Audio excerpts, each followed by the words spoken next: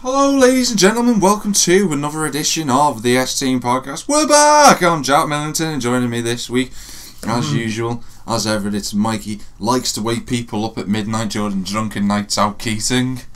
You bastard. Are you really going to give me this? You're damn right I'm going to give you... Move your bloody hand. Right, I was in bed having a nice lovely little dream, and then I'm in this dream, people, and I'm sat there and I'm like... And then I can hear this noise and I'm thinking... That doesn't sound like that shouldn't be in this dream. I was going, and I'm like, hang on, and they go, no, get sucked back out to the railway. I tell you what to be found. I'm like, who's calling me? Because my phone must have been waking itself up at the same time as I was. It was going, oh god, I can really see the number. Wait there, Jack. I'll load the picture in a minute. Hang on. Doing exactly the same thing. I was like, what the and then all you can see is Mikey says, you're going. And I'm like, no, decline. I went, turn my phone off and went back to, you bastard for that. I was sat there, I was so happy asleep. I was so tired. And people who are in university listen to us, or they were in college, you know, exams coming up, and I've already had 3 this week. And it was Thursday was the last out of the 3 that I've done so far, and I was knackered. He went out with young Squire Matty, and... I'm surprised Matty even made it through the night, because he was in exactly the same situation as me. But I'm sat there and I think I'm so tired. I was up at fucking 7. I was doing I had the driving lesson and everything. But you bloody woke me up, you bastard! I hate being woke up. I really hate being woken up, and I felt like going round and punching 7 bells of crap out of you. But I thought no, because I'm too tired to get up, and I'm going back to bed. You'd be fucked if you like in the military. It's like you could finish the war today. Nah, fuck it. I'll finish it off tomorrow. Go to bed. Hey, at least it's 1. But people, apologies if this is the first time you've heard us in 2 weeks. There was a podcast uploaded last week, but I've been told that only some people can see it and others can't. I'm one of those people that can't see it. YouTube's got a weird thing going on. I don't know what's happened. I've emailed YouTube and asked them to sort it out, see what's going on there. They haven't got back to me. Great services. Great services. Do you really think YouTube's going to get back to someone who hasn't even got 4 subscribers? Really? Yeah, because they're supposed to care about people. Let's be fair. It's not like we've only got 4 subscribers. Well, we got 3 subscribers. That's the thing. We haven't even got 4 subscribers. Right, but we get we get like 90 odd people a week watching us, which is more than those who've got like, let's say, 50 subscribers. We operate in very weird ways. I got a new subscriber actually yesterday, but that's another story entirely. I think this is a campaign track, you know. I don't really think we need a campaign. I just think we need... Like a tour? I don't know. I think that would be quite interesting. The S-Team tour. All aboard the banter bus! Go round a white bus with like S-Team plastered on the side, and everyone's going to go down to Birmingham like, oh, what's this like? Oh, the S-Team. He's like, Chips and what's that bastard going round over there? I know it's a Dudley accent, people, I apologise, but it's the only one I can do. Chips and gravy. That's so bad. That accent, wow. Oh my god. You honestly just go chips and gravy. Yeah. It's not even close to a Dudley accent, never mind a Birmingham one. Chips and gravy twice, please, and stuff like that. You know, I can do that. Oh my god, that's so bad. Because knowing me, mate, if I ever go to Birmingham, mate, leave your foot over the top, because I'll put my foot over there. And then you're there with me. I've been to Birmingham. Money, I'll get my head kicked in because I will just laugh my tits off at a brummie. I've actually heard the Birmingham accent full par, and it doesn't bother me. It's just like, yeah, okay, it's an accent, get on with it. I'll the Irish one, you know. Partly because he is. So. You're part Irish. So is most people on Birkenhead. I'm not. Part Nigerian. Get fucked, Razor! No, from down the line. So. Most people are from Africa. I know that. And that's a fact. I know. In fact, virtually everyone is. Yeah. Where was the dawn of life? Well, it's just off the M63. Where's that? Somewhere in England, mate. Wait, have you taken left when you come off the bypass? Just to see a bunch of like Mayans and Aztecs going, "It's just gravy, mate." Or like cats and everything else stuff. It's like something out of the newest YMCA video. Like all the paint and everything. Oh yeah, Mike, can I have some chips and gravy? Twice, please, mate. This week's podcast, people, is very strange because it's sort of like a preview for what's going to happen this week, because it's a very big week. Obviously, people, the biggest in the whole nation is on it's on the edge of the seats. There's parties in the streets. They're looking forward to the big event. I am talking about the release of Project Cars, of course. You know. And also, like, oh god, they're going to talk about the action. Like me and you, like, Project Cars. There's a very small election going on, and you know, there's some bollocks about that. It's something that really doesn't concern us, but you know. Can I just also say one other thing? Just a quick mention of this, because everyone, I got a message saying, "Have you seen this? Have you seen this?" And I was like, "Okay." And I went on it. I was like, "Oh, more posh bellends getting recognition in the news." And Princess Kate gives birth to a baby daughter, and I was like, "So?" And everyone said to me, "Jack, can you talk about it?" And I was, "All right, I'll talk about it, and I'll just do it now." Princess Kate's had a baby daughter. So moving on. Yeah, congratulations. Yeah, see that. No, but like, looks exactly like William. No word of a lie. It's like William. It's like if that kid's first word's gonna be William. But in a more female accent. Daddy. Yeah. No, it won't even say daddy. I'll go, William. William. No, William will finally go, child. But no, but congratulations and stuff like that. They'll watch it, but oh well, congratulations. So moving on to one of the big things that is happening this week, I am of course referring to the election, because this is something that we can't avoid now. Project Cars has got so many. That will come up in a bit. Actually, I'm going to talk about that. You happen to not be here on the most important week of the year. How convenient is that? No. I'm a Keating. It's one of those things we're needed the most. Like, it's sort of shit. This election though, this week, and I think I'm right in saying the polls open at 6th of May. 7th. 6th. Right, great. We live in the country. Don't even know what day. We don't even know what day I got. Our future's going to be changed. Is it the 6th of May or the 7th? Oh, I don't fucking know. I think it's the 8th of May, you know, mate. That's the sort of thing I'd do. I'd be like, hey, Mel, what? When are we doing this? It's like out of a calendar. I have actually got my polling cards. We all have, and we'll be doing it. Genuinely, this election's going to be the most unpredictable ever. I really think it, because I was looking at the polls, and as of what's the date today? It's the 3rd today. Yeah. As of the 2nd, BBC does the poll of polls as it always does. Conservatives are at 34%, Labour at 33%. That's how close it is there. UKIP are at 14%, Lib Dems at 8%, Green at 5%, and then everyone else is at 6%. Lib Dem? Who are they? That joke can no longer be applied anymore. It's been 5 years of the same joke. Can't do it anymore. Aww. I remember the last election, and I was in school at the time. I was in Park High at the time, and we were. I was in Plaza at the time. Actually, one quick mention: Park High got called the University Academy of Birkenhead. And I'll be renamed to the Birkenhead Park School. I was like, what the? No, but that's it. I was like. I remember opening the paper the other day because it was on the front. It was on the Whittle Grove, right at the front. I was like, smack bang. I was like this. Oh, what's this? And I looked at it. Oh, it's only Park High. just threw the paper on the table. I feel sorry for anyone who was at Park High when it was Park High and has now seen it transition into this crap that it's become. Because Park High was a great school, but back to the elections. Could you just imagine me just walking into mine with this paper like... Oh, sorry, Park High. It's just like walking up the stairs. Do you remember?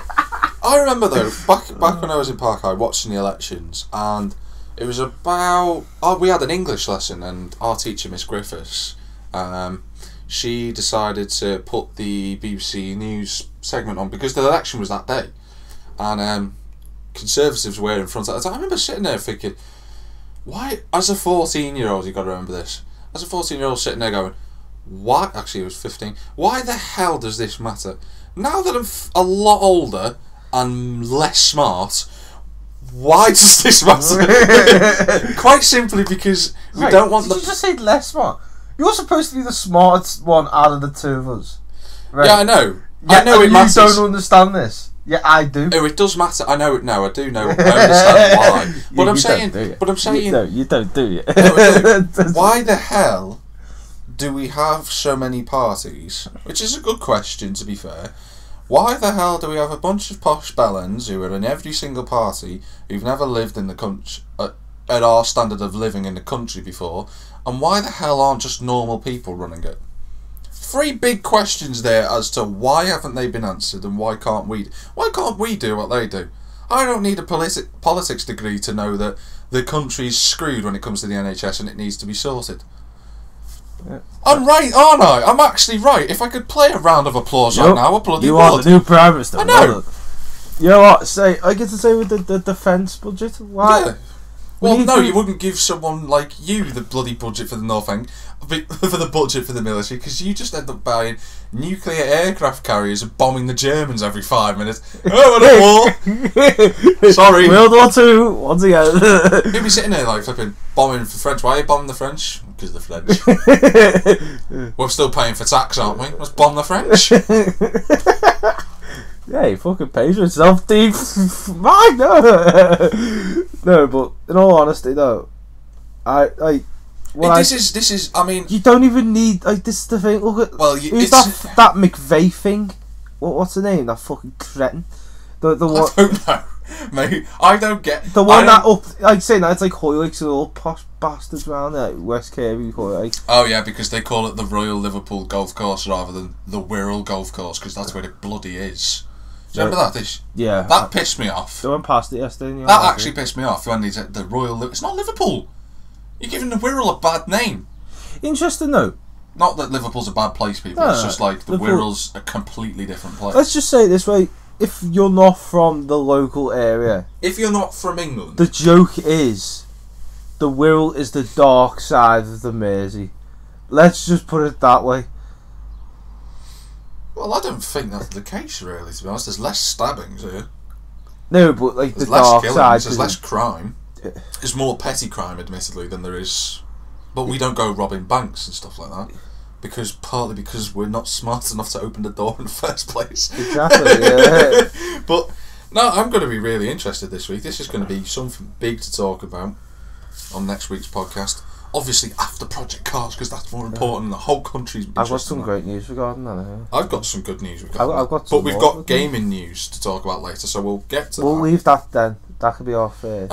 In terms of main news this week, genuinely the election's obviously going to be the big thing. There's another little thing that to do with space travel and stuff like that I just wanted to slide in, because obviously Pluto's going to get observed in the next few months, and I'm so excited I could absolutely crap my pants. I really am excited. I've been waiting since 2005 to see Pluto finally get pictures taken of it. I'm so excited. Sorry. Yes, and maybe those choice of words were not exactly the right thing to choose.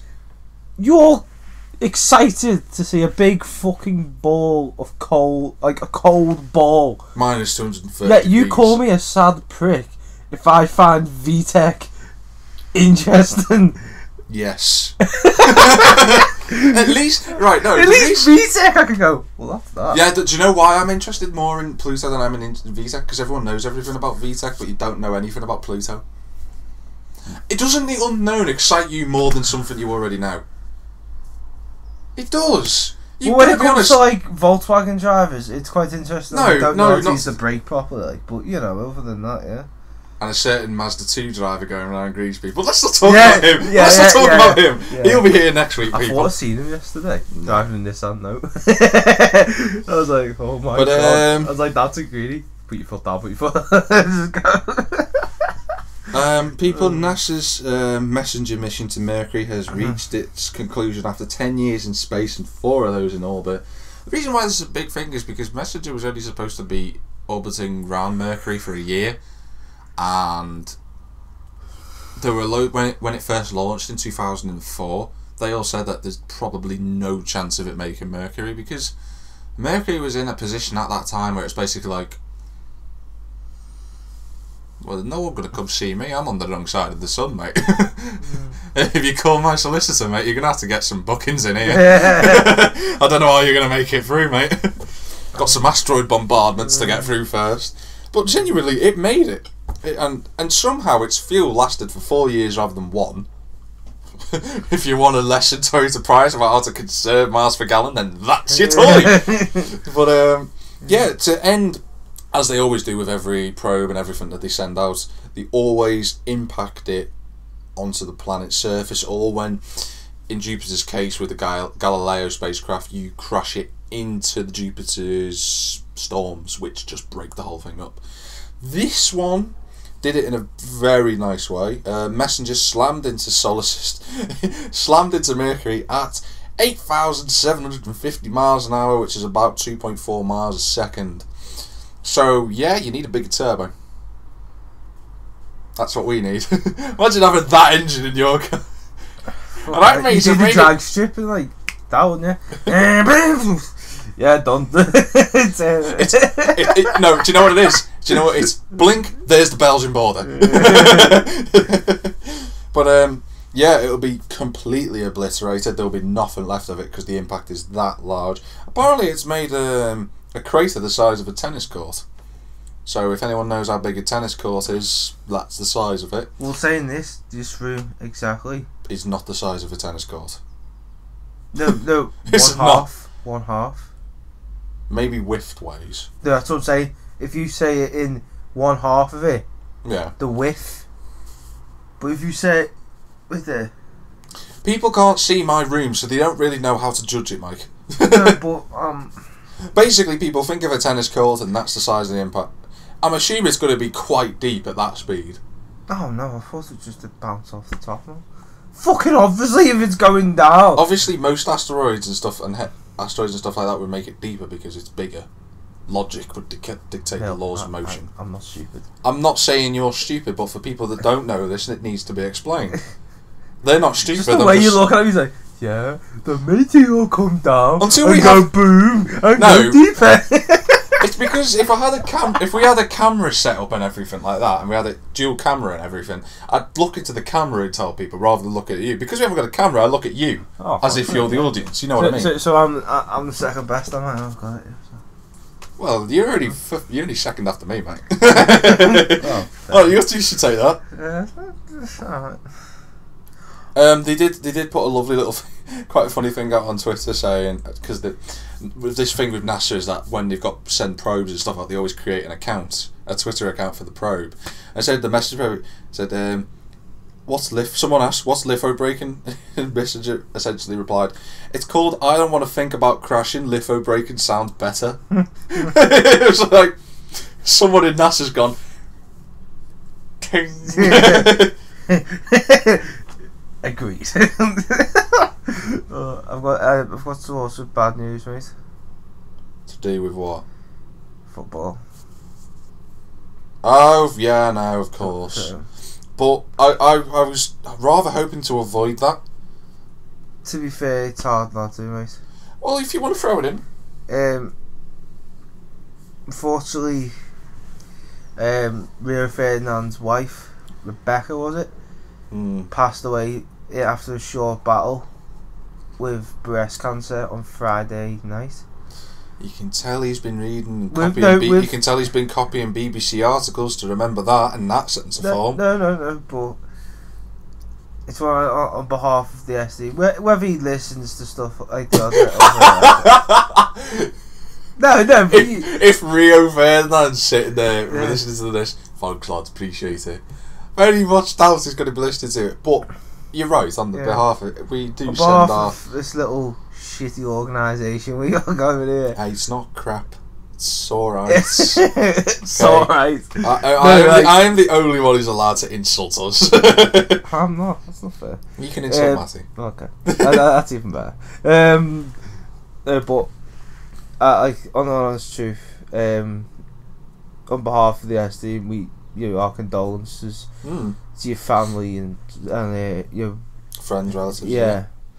It's a sad story, but at the end of the day, I understand you might have been a Manchester United player, but when stuff like this happens, whether you play for fucking United or Liverpool or Everton or whatever, you just push out the way. And think, oh fucking hell, you know what I mean? It's one of them.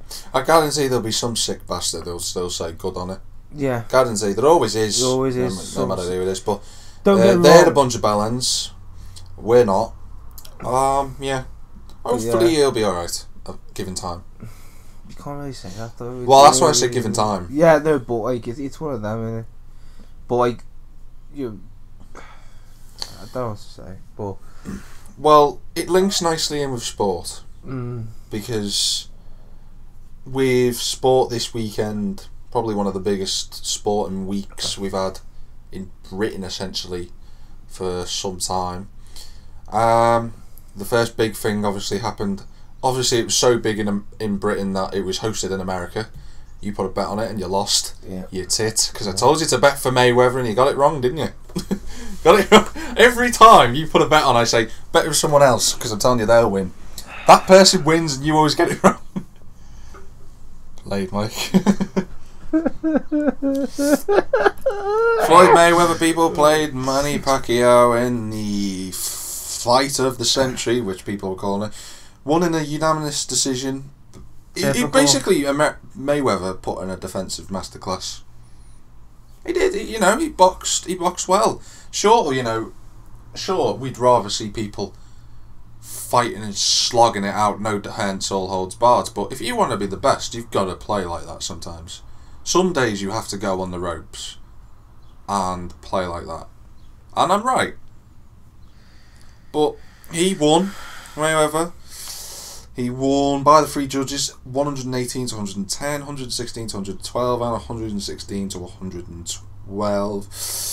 He's now won 48 professional fights undefeated, stretching back over 19 years. Pacquiao, who falls to foot, 57 wins, 6 losses and 2 draws, blamed shoulder injury for his defeat. Why do boxers always come up with excuses? Not that I'm having a go at Pacquiao, but it's just a general question. Why do people who lose such big events always blame something rather than themselves? What, like football? Yeah. Like Manchester United, I had a off day, that's why I missed the penalty. So did we. We can't say nout. Yeah, but Gerrard scored the header, so shut the fuck up. No. Yes. Do you want to stop the puck? Do you want me to beat the shit out of you? Yes, want me to do that now? Yes, you shut up then. Yes. I just said yes. You shut up then, we'll do it afterwards. Okay. Big fight numbers. Have a guess how much revenue it brought in. Don't know. $400 million, which is £265 million for anyone who uses the metric system, and obviously pound sterling. And the proper currency. Yeah. I'd already made that point, but you had to just back it up, Mike. Played, bud. Mayweather and Pacquiao set to split 150 million.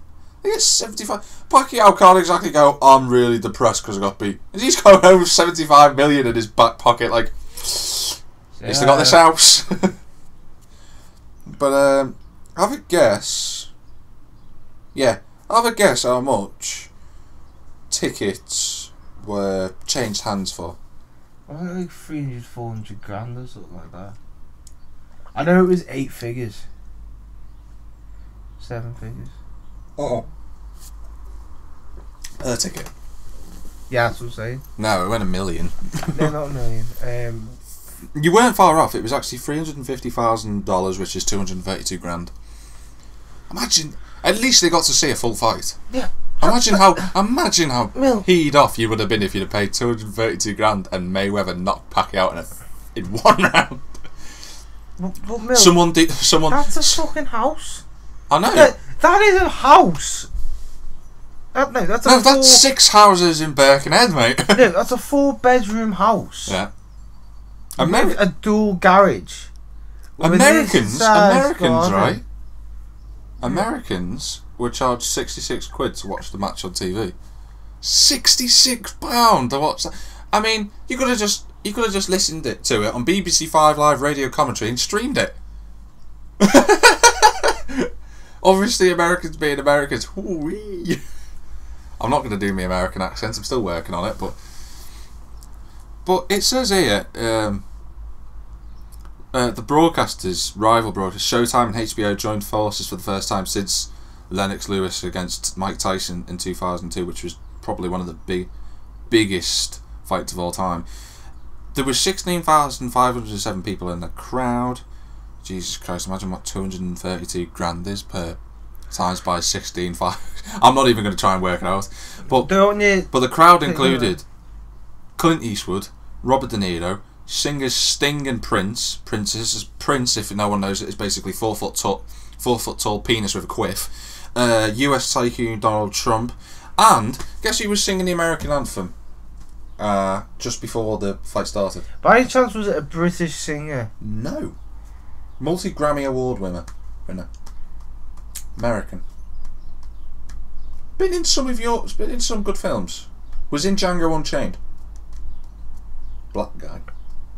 The black guy? Jamie Foxx. How much do you reckon he got paid to do that? Over 9,000! Yeah. But yeah. Oh, it's very... Someone did a breakdown last night. This is earnings for the fight. Mm. It was, what was it? Each round was it $150,000? Was it? What it says here, 435 punches thrown by Mayweather, 148 landed. Pacquiao threw 429, only 81 hit.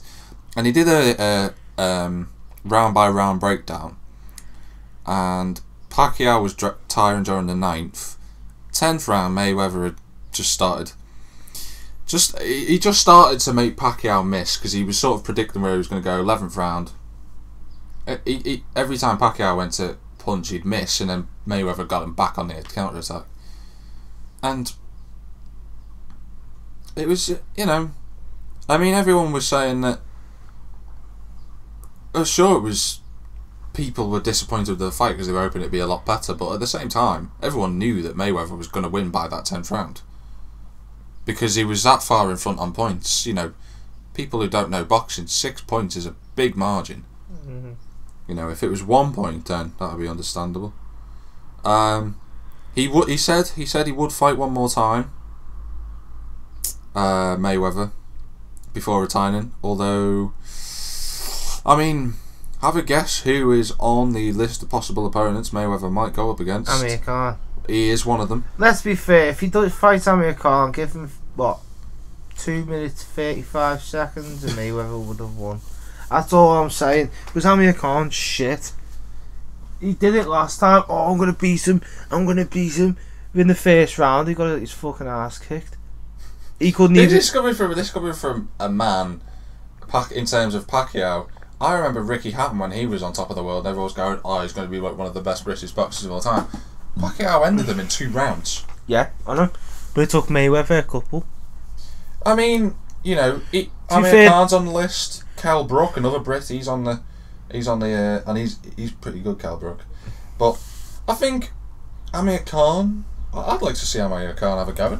Honestly, if he has a go, I'm gonna put 20 quid on Mayweather to win. I'll put a $5 on each just for the cheeky bet on Khan. Imagine if Khan won. Imagine if Amir Khan. Imagine people if Amir Khan beat Floyd Mayweather Jr. Everyone would be like, where did that come from? It was like when flipping Mike Tyson got knocked out. By Lennox Lewis? No. By Buster Douglas. No one expected that to happen when Tyson got knocked to the floor. It'd be one of the biggest upsets in boxing history if Amir Khan beat him. But we're going to move it on. Motorsport news. Now, I don't even need an article to talk about this. People. The Brits rule the world. The Brits rule the world when it comes to motorsport. We've got a world champion, Lewis Hamilton. We've got British touring cars. They're pretty much all British. Yeah. That's why it's called British Touring Cars, Jack. World Touring Cars, we had Rob Huff. But for many years, people, even in terms of most sports, we had someone. Last 10 years for rallying, we've been struggling. Sure, we had the unfortunate departure of our good friend Mr. McRae. Don't forget Burns. Never forget Burns. No, I'm not. I'm just. We had Matty Wilson, who was so close to getting a podium, but he never quite did. Look, we even had Andy Murray win the fucking Wimbledon. We even had a Scott win Wimbledon. Yeah. Now, though, people, the name Chris Meek can be put onto the roster as saying he won Rally Argentina on the 26th of April, and the key reason why that is because my birthday and he gave me a present. Genuinely the best present I've received in years. You know what? If I'd said that on my birthday, you would shut the fuck up, mate. Yeah. Yeah, well, but I mean, Wayne Meek took the lead at a rally on Friday morning, and Ogier had gone out with suspected power line failure, and he took the lead on the second stage, never let go of it. I have never been more nervous in motorsport in my entire life. Friday, I was sat there like, okay, he's got the lead of the rally, this is good, you know, podium would be great, because he'd crashed out in the first 3 rounds, or he'd made some sort of mistake, and the pressure was on. Pressure was on just to finish. Second day came, and I was sat there, and I woke up in the morning and I think, please, don't tell me he's done anything wrong, because Chris Meek is basically like Colin McRae. Quick, crashes. And I sat there, I woke up Saturday morning, I was like, please don't crash me. Woke up, first stage, Chris Meeks is still running well. In fact, I was like, yay! Sat there, woke up Sunday morning, exactly the same thing. I was like, and he goes, and I was watching, and I was listening to the third to last stage, sorry, and Chris Meek was going through the stage, and obviously the WRC have got their live commentary thing that they do. And they're always they don't like watch the drivers, but they keep an eye on the trackers, and they talk about the splits and stuff like that, and they have trackside reporter. I can't remember who it was this week. It wasn't Colin Clark like it usually is. I sat there and he goes, and this is the moment when I needed a new change of underwear. It says that Chris Meek has stalled during the step. No. Sat there nearly crying my eyes out. Cheney were like, please no. Anyways. And then the beautiful thing happened. He goes, and Becca Williams, she's the one who commentates. She goes, "That's okay. He's got going." And I was like, "For God's sake!" I was like this, pulling my hair out, going, "Chris, don't do this to me, man. Not on my birthday. No, don't do this. I can't. I can't." You go on, son. Take that battery terrible off. Go on. I was sat there like. It came to the end of the stage and he went, I didn't know what happened, I just turned it off and on again, I don't know why it went out. And I was just like, Chris, don't do this to me. And then he made it, and he crossed the finish line, and I was virtually nearly in tears, because I'm a huge supporter of rallying, and I've always loved British drivers, and I always wanted Matty Wilson to get a podium, and he never quite could. And then I always supported Chris Meek because I'd always watched him ever since 04 in that little Citroen C2 because of Colin, and I thought he's going to be a star one day. And I watched him during the mini days in the WRC, and you know that because I used to bang on about it all the time. And then he made it, and he's finally done it, and it's took him 10 years, or 14 years to get to this point, and he's finally won a rally. I think I'm going to crack. I know. I'm so proud. I was so proud of him. I actually put on Twitter and I said, get in there, Chris! Colin would be proud of you. I got retweeted by Citroen World Rally Team, just saying. But I will show you a picture actually of that. But I'm so made up. Genuinely, it's put a big smile on my face, and I can't wait for WRC 5 so I can play as Chris Meek. I've been waiting for it, and now I can just go, here we go.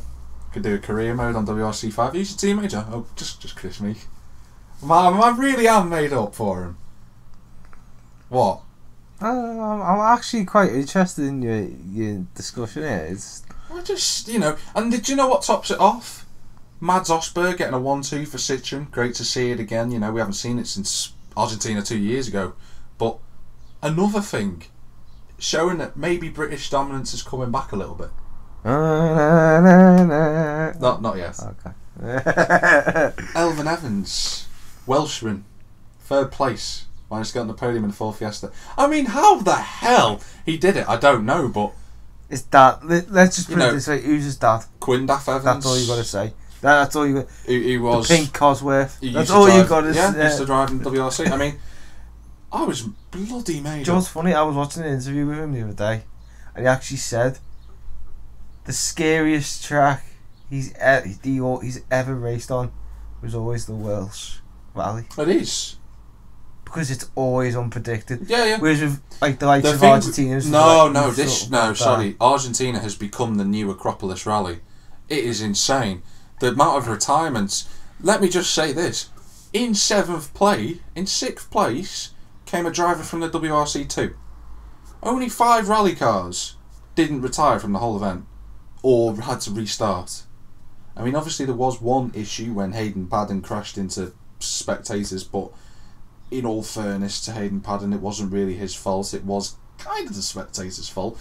The reason why I'm saying that, people, is although they were hospitalised, they're fine and they're going to live. But even though they were crashed into, let me just say this: corner.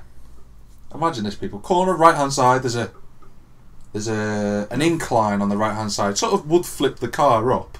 Yeah. And it's a right hand bend. If the car's going to get flipped up on the right hand side, it's going to go straight on, isn't it? So you'd have the spectators on that side of the car, on the right side of the track rather than the left, wouldn't you? Yeah. So that if it hits it, it'd go straight on. No, it's on that side. If anyone has an accident, they're going to get rammed into. So it's a bit of a... I mean, everyone's fine. And the stage did get cancelled because of what happened, but it's a little bit stupid. Little bit stupid. And the reason why I'm saying, because of the crashes and all that, it was one hell of a rally. A lot of people who watch Formula 1 want to watch it because, he crashed. I like watching the F1 cars when they crash. You want to see WRC cars crash? Go ahead. You want to see cars crash? Come and watch the WRC. You'll love it. Go watch British touring cars. You'll love it. Because it happens every week. But we don't want people crashing into spectators. That's the one thing we don't want. So, Argentina, get your cock sorted and put it on the other bloody side, because you don't want people crashing into... You don't want cars crashing into people in the most stupidest places of all time. That's one of the top YouTube comments, that as well, on the video. Where you see it. But I'm made up. Absolutely made up. Chris, if you're listening, you're probably not, but if you are, spot on, mate. Can't wait to see what he does next time out. So moving on to weird American news. Yeah, actually moving on. There's only one piece of weird American news, and because Americans are very weird, there was one thing that I was going to talk about, but I couldn't get the link, and it was someone was on the police's most wanted man, and police driver, and this man has got a Facebook profile. He goes, "I'll just go and like that." It's like yeah, like them. Yeah. Like this picture, I was like, what are you doing, you dozy bastard? There's another one there. Where was it? Like somewhere in America. I can't remember exactly where it was. And basically, he was wanted for all this stuff. And he started commenting. I know, and his mate commented on it, I've got a great friend in me. LOL. Yeah. What was it? Some of us. What was it? Don't I look fit in this? Yeah. And he's like, I couldn't get the link for it, so I can't really talk about it at length, but I thought I'd mention class. it. The other thing that happened... And he's like, Egan, why don't you just hand yourself in? He's like, nah, it's alright, I'm going to go for something to eat. Yeah, they got him, yeah. They got him in the end when he's on the way back from something to eat. It says here, now I remember last podcast I mentioned father versus son in the elections. Oh, that was... Well, this time we've got an opposite of that, saying father and son duo, except they're not in the elections and they've not done anything good, or not trying. They are accused of stealing £72,000 worth of stuff. Now, you're probably wondering, $72,000 worth of stuff, what could they have possibly stolen? Pounds or dollars? Dollars. I thought you said pounds at first. I know, I just said you know. Well, anyway, 70,000 worth dollars. Shit, yeah. So you'd probably think, you know, it's going to be at a retail store. If anyone knows what a retail store is, it's a retail store. Or in this country, just a store. Just a shop. Or a shop. Or a shop, if you want to really call it that. If you want to be simple about it. Yeah. They stole £72,000 worth of stuff over 8 weeks in Idaho, Montana, Oregon and Washington. I'm amazed I pronounced all 4 of those right. Because they are quite tricky to pronounce in a row. Say it again. Idaho, Montana, Oregon and Washington. Yeah. Thank you. I have got a degree in American language. So have I. I got an No, you don't have a degree, you were born there. Yeah, it's an automatic degree. Do you know what they stole? What? How can I say this? Don't tell me your sex toys. No, but it's not too far dissimilar from that actually. It's to do with women. They stole Rogaine, no idea what that is. Razors and pregnancy strips are just some of the things that they stole. Rogaine, it's I don't know what Rogaine is. Herbal stuff. No, hair loss. Hair loss stuff. All I know is it's stuff for women. So like pills and tablets and tampons and stuff like that. That's what they've been stealing. $72,000 worth of stuff. 56-year-old Robert Stephen Elwood and his 28-year-old son Robert William Elwood. You can tell they're Americans, can't you? Okay. It's my boy Robbie Jr. and his boy Robbie Jr. Jr. And that's his son Junior Junior Junior Junior. And that's his great grandson Junior the 44th. Yeah, it does get to the point where you go Junior the 4th, Junior the 5th. But I just thought I'd mention that because I was just like, out of all the things you could steal, why? It's a very strange story, that, isn't it? I just think it's bizarre. You go around 8 weeks stealing women's things. Yeah, that's three fellas walk into the Hatton Gardens, fucking steal jewellery. That's the typical British way. Americans go stealing tampons and condoms. You can get them for fucking £4. University students, might you start seeing more animals in your university? Well, oh, I've heard about this. Oh, you know what I'm going to say? Yeah. Stressed out university students, which is Matty Morris, to get cuddles with dogs in a dedicated puppy room. Oh. No, see, not even that. Oh, do you reckon we get them in work? Like you said to me, like my boss. The new puppy room is part of a campaign by the Students' Union at the University of Central Lancashire. My friend, Captain McLachlan, is part of this. That's no word of a lie. He's backing this idea. And because he actually goes to UConn, that's where he studies. Students stressed out by impending exams will get a break revision by having a cuddle with a puppy. Oh.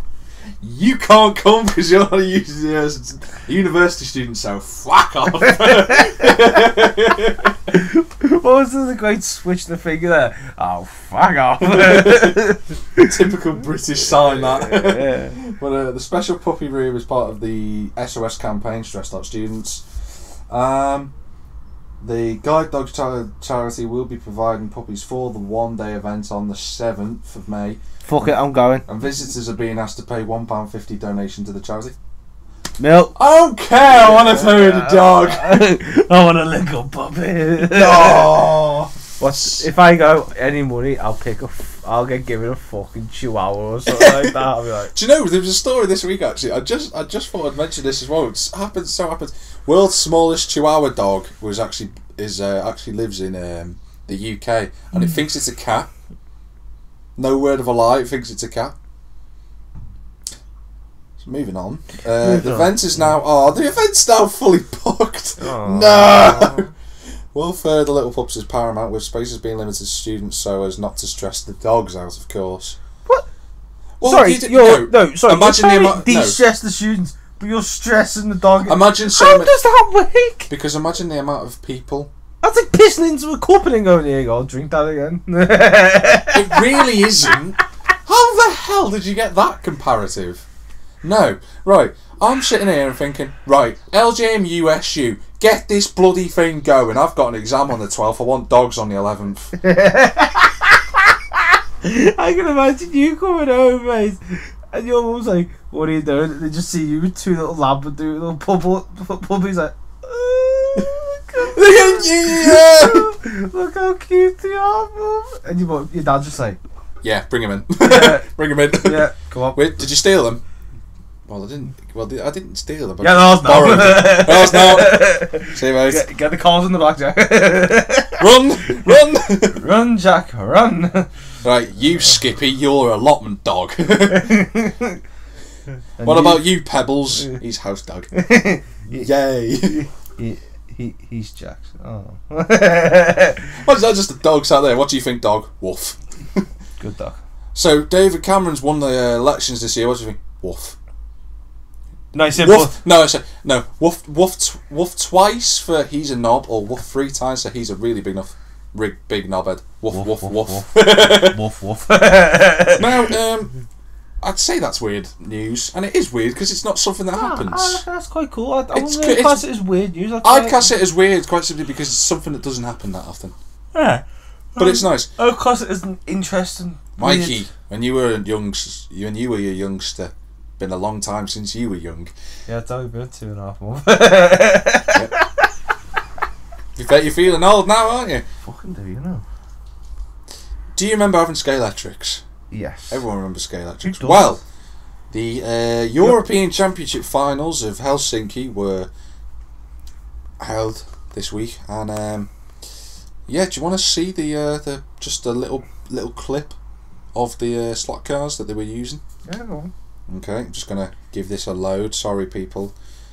Sadly, my Kindle doesn't know when to wake up sometimes. Oh, now it started playing. I've got to get to the point where they're about to start. And as we know, people, when you used to play Scalextrics as a kid, they were mighty fast. Yeah, your dad would be sitting on the other side of the head. Ring! Yeah, right in the middle of the forehead, but if you sit there with like a cup of tea and that, and there's like bacon. Yeah, and you'd be sat there going, "Mee," and he'd be eating his bacon in one hand, and they go, "Mee," and still beating you. And his missus would be pouring tea in his mouth. He'd still be 6 seconds down a lap. She'll be going there like burning, like blood and everything. And he'd be like, "Yeah, got this." But don't worry, I'm only bleeding. Possible 3rd-degree burns, and probably starving me. This is I'm only going to show part of this, people. I will leave a link in the description. What the? Right, are you ready? And this is the finals, and this is amazing how quick it is. Ready, and we start main final. Now.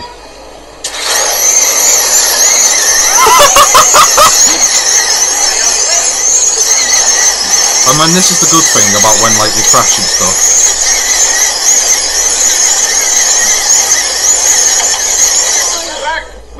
And then when one of them has to be retrieved from the other side, they stop, everyone stops. And then when it's put back and it gets run back on, everyone starts again. Now, I'll leave a link in the description for that, people, but I just want to show how bloody quick is that? That's insane. That must fucking hurt. If you put your hand out, like you just drag your hand up, it's like you're just having major reproduction surgery on your fingers. You just bought like there's no fingers. It's like just like a clean cut, like like just blood spurt. It's like how pretty. I just got a couple of bandages on that. Be all right. Yeah, little Harry Potter plaster. It'll do. Just like the rest of your hands just disappeared into the floor somewhere. But just this little one Harry Potter. Like hangs like dangling. It's like, oh, don't worry, like a SpongeBob sticker on it. And there's always that one poor kid who hasn't got a plaster, so he has to use a towel. Yeah. Or his shirt. What happened to you today at school? I don't know, we played Scalextrics. Why's the blood all over your shirt, Jack? That's not my own. Someone gets hit in the face, breaks the nose. Where's your hand, Jack? Well, it's still, yeah, it's like just dangling. No. Where's your hand? he just from behind pulls out a box. It's in the aluminium foil. It's wrapped around it. I need to go to hospital. You know what the blood is, Mum? Look at the red stuff. It's cool, isn't it? Oh. Don't worry. There's 8 other children dead. I was one of the lucky ones. But we've got gaming news to talk about, people. Now, yeah. Obviously, as we say, Project Cars, one of my most anticipated game I've ever looked forward to. And this week, they released the 65 cars that are going to be on the game. Initially. Come on. Go on, I want to see. But I just want to mention something else first. Because this obviously isn't one of... All you Call of Duty fanboys out there at their release of Black Ops trailer on Sunday. And I want to just get that out of the way first. Because let's be fair, it's going to be a big game. It's going to sell well, as it always does. And we do need to talk about it. You said, did you not? You said it looked crap. Yes. Now, I just want to say this. I think it looks good. But it's not the game I want. And do you know why that is? It's because, is it just me? Or is there just too many futuristic games that are out there at the minute? I like Destiny. I'm happy with Destiny. You know, even Battlefield's a bit futuristic in a sense. But at the same time, you get that nostalgia. But you get the nostalgia of the things that happen. Yeah. And then you've got Call of Duty. Let's be fair. Advanced Warfare was a great game. Great starter if they're going to pull the series back on track. But I thought the Black Ops story was finished by now. It was. But evidently they're going to do this third one and then end it. And then do a fourth one. No, they've never done a fourth for anything, have they? Really? Well, technically. Well, not really. I mean, in a series. Yeah. I can't. Am I looking forward to it? I think it looks quite good, but it's not the game I want. I wanted something that's maybe 1940s World War style, something like that. Maybe, like, you know, like go back to the old Call of Duty game. Just like something like that would be nice. Well, you know, people seem to like this futuristic thing, which I do. But I prefer the old gritty. But I prefer the old gritty stuff like World at War and, you know, Call of Duty 3. You know, even Black Ops, the original Black Ops. Yeah, that was good. Yeah, that's what we want. So, you know, Infinity Ward, if you're listening. Yeah, Treyarch, you know. Yeah. Fuck no, this it'd new. be. Is it Treyarch doing this one? Yeah. Because Treyarch owns the rights to. Yeah, that's true. Anyway, now we're going to get on to the big cojones story this week, peso? We got Project Car. Project Car. We're going to be racing on Mexico. No, they're not. It's not built yet. It will be in a couple of months. Don't worry, we got Fuego to build it on the case. How many work employees you got? Just Fuego. He's going to build that entire cops. Yeah, he works 87 hours a day. How do you do 87? He bends time and space. He has a time machine. He's got his 6-month-old son working with him too. What does he do? He goes, nana. Anyway, we're going to get to the cars that are going to be on Project Cars, people. They finally released them a couple of days ago. Are you ready, Mike? I can't contain myself. It's in alphabetical order, people. Well, that's a good fucking start, Million. It is a good start. It is a good start, because I just don't want people going, where's this lad? Finally a company that puts the car list in alphabetical order. I don't know whether it will be in alphabetical order when the game comes out, you know, when it comes up in the menus. It'd be dead funny if they've messed with it and gone, yeah, you got to go right down to the bottom to get A, but you got to go to the middle to get F. Where's Z? Oh, somewhere down there. Yeah, have fun, mate. It's a good question, that, actually, how they're going to group it. I'd love to see if they'd group it in racing series rather than manufacturers. How are they going to... have to buy the cars, do you reckon, or... No, they're all available to you from the start of the game. Every single car is available to drive from the start. You could jump straight into an F1 car, or you could start off with a Ford Focus if you really wanted to. So that means go for a purchase too, so. That's not in the game. The cars in the game are, people. There's 65 from launch. Alpine A450. Nice to see that car in there. Makes a change. Ariel Atom 300 supercharged. Ariel Atom 500 V8s. Aston Martin Rapide S Hydrogen Hybrid, which is the car that races around in the GT4 series. Yep.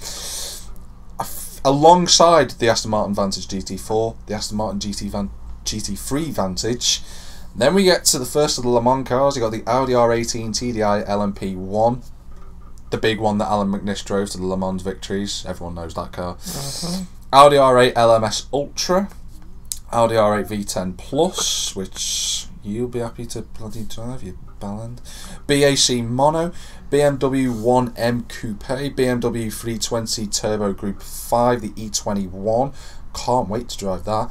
BMW M3 Group A, which goes alongside the old touring cars. We'll get to that in a bit. M3 GT, the E92. M3 GT4, the E92 version of that. Z4 GT3. There's a lot of GTs in here. Fucking hell. Stock car NASCAR, the Capra Monterey, which is their fictional version of a NASCAR. Looks like a normal NASCAR. Caterham 7 Classic. Nice to see that in there. It's a very rare car to have in a game. Caterham Superlight R500, one of my favourite open-top cars of all time. Caterham SP300R, that green and yellow one that's on Drive Club. I like that car a lot. Now, this is the thing. You're probably expecting me to go D, Dodge. No Dodge. F, you're probably thinking Ferrari. No Ferrari. No Dodge. No Dodge. Thinking about it, why would Dodge be in European racing? It's a very good point I've just made there. No Dodge. Can I get through the cars before you No start? drags. Can I get through the cars before you start like complaining? Thank you. Ford Capri Zac Speed Group 5. Ford Escort RS 1600. Watching some gameplay of that. That looks belting. Ford Focus RS. Hi GG, you're resurrected.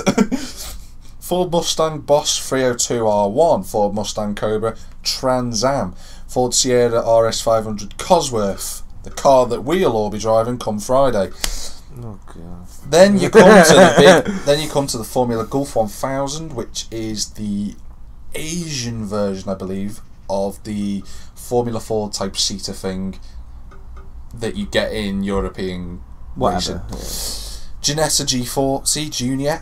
You know what I love? Just to quick interject here. Ginetta are in a racing game other than Gran Turismo. I've wanted to see them for ages, and they're in there. Ginetta G55 GT3 and the GT4. Gumpert Apollo S. And then you got the old F1 cars. Lotus 49 Cosworth, Lotus 72D Cosworth, Lotus 78 Cosworth, Lotus 98T Renault. Then you got a couple of more Le Mans cars. These are the ones made by Slightly Mad Studios. You got the Marek. Get this for the name. RP219D LMP2. Say that when you're drunk. Marek, its counterpart, the Prototype 1 class, which will go up against that Audi. Marek RP339H, open bracket, PM06A, close bracket, LMP1. Carrying on, you got the McLaren 12C, McLaren 12C GT3, McLaren P1, Mercedes-Benz 190E 2.516 Evo 2 DTM, which will be racing probably alongside us with the Ford Sierra Cosworths and the BMW M3s, because that is an old touring car, and I've wanted to see that car in a game since GT4. Mercedes-Benz A45 AMG, Mercedes-Benz SLS AMG, Mercedes-Benz SLS AMG GT3, Mitsubishi Lancer Evo X FQ400, one of the very few Japanese cars in this game, Orica 03 Nissan, Pagani Huayra, if I can pronounce it properly. Did you say one Nissan then?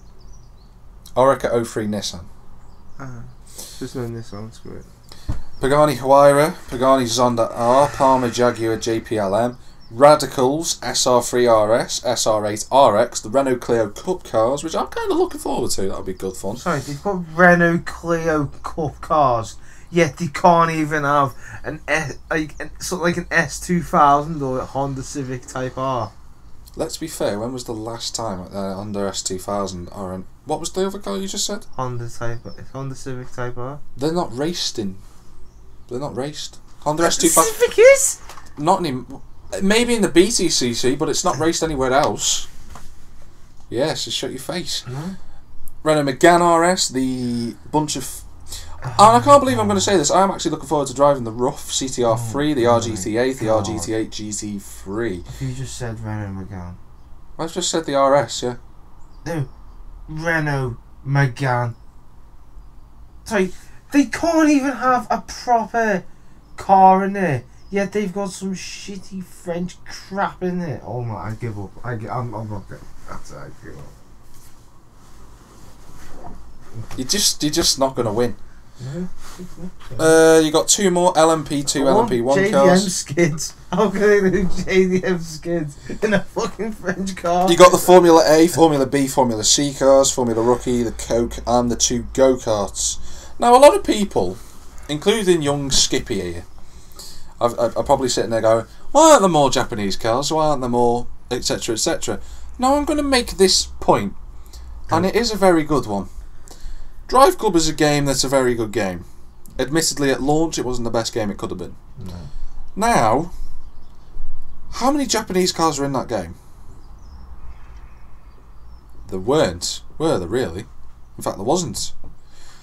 When you look at other car games, the Crew, there weren't many Japanese cars in there either, was there? There was the GTR, and that was it. No, 350Z. And the 350Z. There's also the... Yeah, you're struggling, aren't you? There real wasn't, was there? Now, I don't know whether this is Polyphony Digital getting the rights or whether Japanese car companies are being a bit fussy about their cars, but lately, Japanese cars have not been in racing games apart from Gran Turismo. I haven't seen any otherwhere else. I know Forza's got a few, but apart from Forza, there's none. I'm assuming during updates we'll get more cars. No doubt there'll be Ferrari on there. I'm not paying for that. No, that's ridiculous. No, do you know what? I'm going to disagree with you. And I commend Slightly Mad Studios for this. Isn't it about time that we stopped having the same cars in every bloody game? Oh, that's funny. Renault Megans. No. Ford Fiestas. There's no Ford Fiesta in there. Focuses. Oh, with it also. Hang on, let me just bring it back. He's not listening. Once he goes off, he's like a flipping lost dog. He just doesn't know what he's doing. Fucking all the other cars. Can I just say, when was the last time? Yeah, that's what you get. It's not. It's ridiculous. No, it's not. It is. You just said, "Oh, it's a bit." Shut your face for a minute. Shut your face for a minute. I'll make it my I point. made my point first, and you interrupted me, and you know you did. No. I've got his finger now, so he's going to have to stop. You're going to stop. You're going to stop. I will bend your finger back. I will break it if need be. Oh wow, your finger's strong, isn't it? Look, the point I'm trying to make is like, isn't it about time we had... Go on, you can have your finger back. But isn't it about time we had cars in a game that we haven't raced before? No. Yeah, it is. No. I've had enough of driving the same bloody car all the time. Radical are in there. Very rare that Radical have been in there. Some old Mercs are in there. Lotus F1 cars. Ginetta. Like I said, Ginetta have hardly ever been in a game. Flipping old Capri Mustangs, Caterhams, some old cars. Flipping Aston Martins, a couple of those that have never been in games before. It's about time. It really is about time. And I'm looking forward to racing with cars that I haven't driven before. It's going to be a whole new experience. And I know a lot of people agree with me. And I know a lot of people... And in some cases, I can understand them going, why isn't the Nissan GTR there? You've got a very good point. Why is the Nissan 240SX? And that's not in because it's not in a racing league. Why? It's never been... Drifting is technically a motorsport. Okay. And what type of game is this? It's a simulation racing game. On motorsports? Yeah. Correct. Are you not... Yes. Are you dumb? Are you dumb? Exactly. Are you dumb? You are, aren't you? You're dumb, aren't you? You're dumb. No. When was the last time someone made a drifting racing game? Go on. No one has. No one has. No one has, because no one bloody does it. If you've made a drifting racing game, everyone who asks for drifting in any single it's got it in Gran Turismo. You can drift on this, from what I'm aware. It's got all that. It's not the same. But if someone made a drifting game, I guarantee no one would buy it. Because no one wants to just drift. Everyone wants to race. That's a fact. And you know I'm right. They've got a good point though, people. Some people who say, why isn't Ferrari there? Why isn't Nissan there? Nissan GT3 should be there. I agree. It'll probably come up in an update, no doubt. It'll probably come up in a DLC, in which I'll be purchasing straight away. Ferrari, they'll probably be there on a DLC at some point because they're important in the GT3 leagues. And there are some other cars missing that, sure, we wish they were there, but you've got to remember, people, nowadays licenses for car racing games are becoming ridiculous to try and require. I've just mentioned there the Mitsubishi Evo 10. Where's the Impreza? Quite simply, Subaru are being a pain in the arse of the license. And I don't know, you know, you can't blame Slightly Mad Studios for that, really. You got to blame the companies because they're like, oh, we don't want... Get off the cool wall, you utter 4-year-old. I will make sure I do a part 2 and it'll be you this time, not Matty. Okay. No, we're doing the podcast, Mum. You can hear you all down the street, so just be quiet. We're doing a podcast, of course we are. Bye, Mum. Thanks for interrupting. As per. Anyway, if anyone's been lucky enough to get the limited edition car pack, you'll also get the Sauber C9 Mercedes, Merc-Benz C-Class Coupe DTM, the McLaren F1, Ford Mark IV GT that was in Le Mans winner, the M1 Pro car, 3 other cars in the modified car pack. You got the Ariel Atom Mugen, Pagani's Honda, Zinc Roadster, the Rough CTR3, which is the one that was been made by Slightly Mad Studios in conjunction with Rough, and the free car, which is the Lycan Hypersport. And quick mention here is that for every car in every month a free car will get added to the game, which is a nice gesture. And the good news is that they've already started coming up with ideas for Project Cars 2, because there's that much interest in the first one. They thought, why not make a second one once the first one's been released? I've just got like a stack of pillows on my knee now, but for anyone who's in Europe, it gets launched on the 7th of May. We get it the 8th, and Americans get it on the 12th, which is Tuesday. About fucking time, the Yanks got something after us. We got Avengers before them. No, but like game wise, we usually get fucking everything after them, don't we? You sounded like a really crotchety old man. Well, you know, they always get stuff before us, the bloody Americans. No, they do that, and it's not fair. This is going to be a really long podcast, as we're already running over an hour.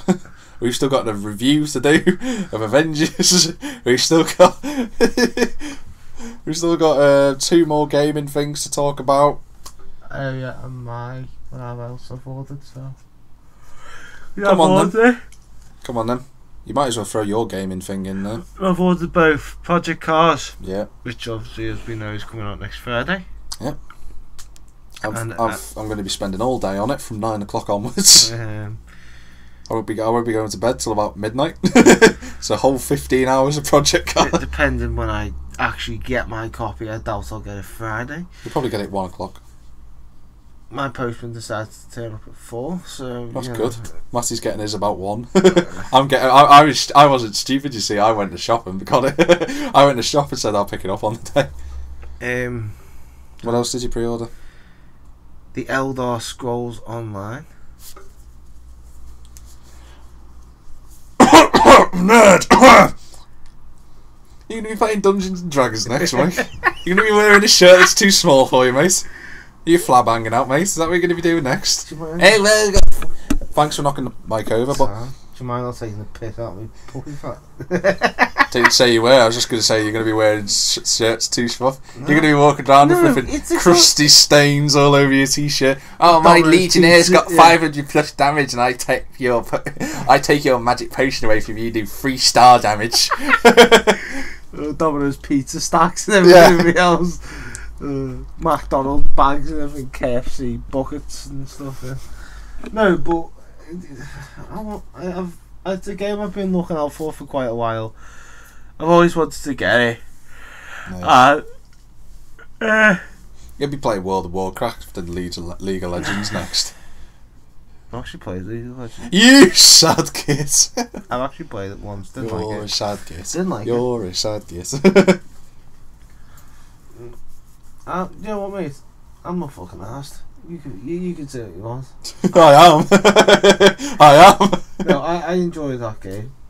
Yeah, to be fair, to be fair to Mikey people, while him and Matty are going to be, oh yeah, killing dragons and all sorts of stuff, and then all you'll hear from me, and as Jack tees off at the second at the Mastery Golf Course, you know, it is. That's true. That's Jack true. I will be playing PGA Tour while they're playing. That's funny. Like Matty will be like, Mike, use your electric. You're like lightning, I'm like, and Matty's like hitting it. And all he hears. And Jack, and that's a wonderful. And that's a beautiful shot from Mr. Millington there, halfway up the second hole. Matty's just playing his game. He gets hit on the head by a golf ball. Just Yeah. cross-platform. Yeah, just instant kill. Oh, you seem to have hit the tree there. Oh, no, he's rolled.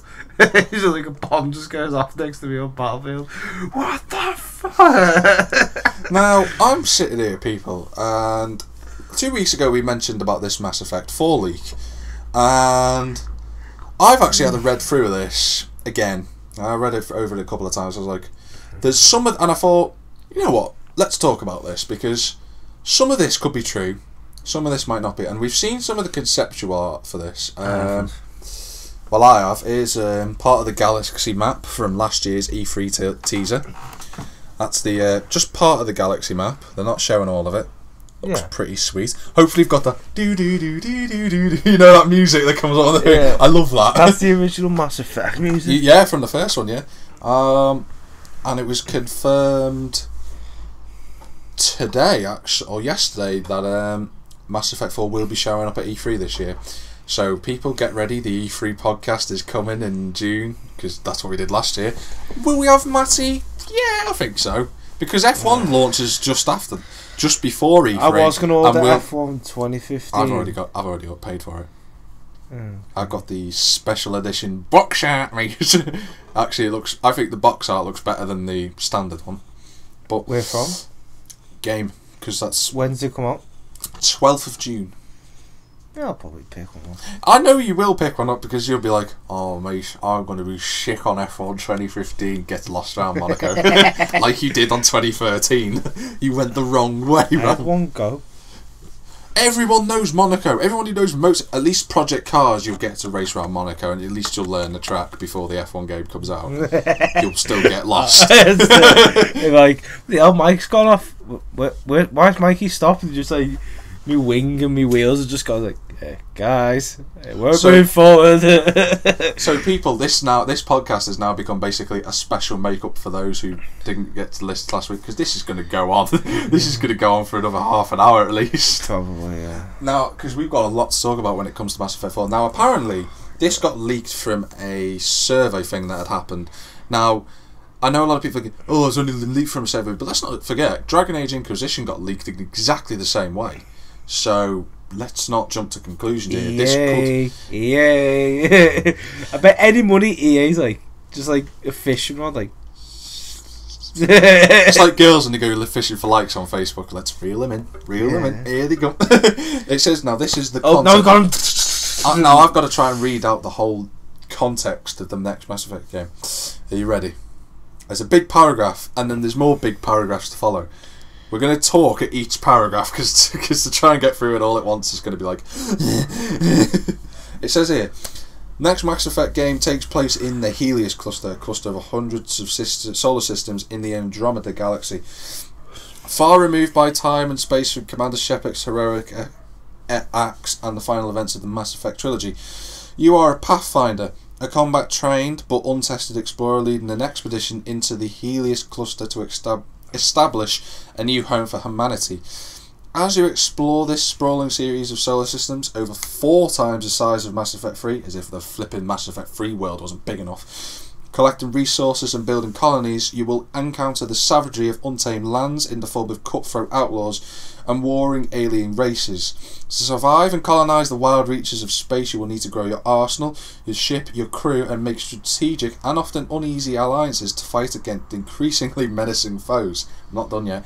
Along the way, you will encounter the remains of a once powerful and mysterious alien race, the Remnant, whose forgotten technology holds the key to gaining power in this region of the galaxy. As you uncover the Remnant and the mysteries their ruins contain, you are drawn into a violent race to find the source of their forgotten technology that will determine the fate of humanity. If any of this is true, that sounds badass already. Look at that, man! I just for a kick-off, 4 times the size of Mass Effect 3. I got lost on Mass Effect 3 when I first played it. I got lost in a galaxy for about 5 minutes before I went that way. Imagine that 4 times the size of the map on 4. And you've played Mass Effect 3 and you know how big it is. Fucking massive. And I like it's humongous. The one thing that I'm a bit like about is the Remnants, an old race have mysteriously got ruins, and I'm thinking, Prothean's much. But if they can make it work, if this is what it is, wouldn't that be badass? I like the sound of it, and the fact that you're drawn into a violent race to find the source of their forgotten technology. I like the idea that it could possibly be a bunch of races against humanity fighting each other, trying to get to this and trying to gain supremacy. I really like that setup. Go on. Do you reckon have like a multiplayer? I'm going to get to that because that's only the first paragraph. What? Fucking hell. Why do you have a big gap? It's because that's like a 10 centimetre.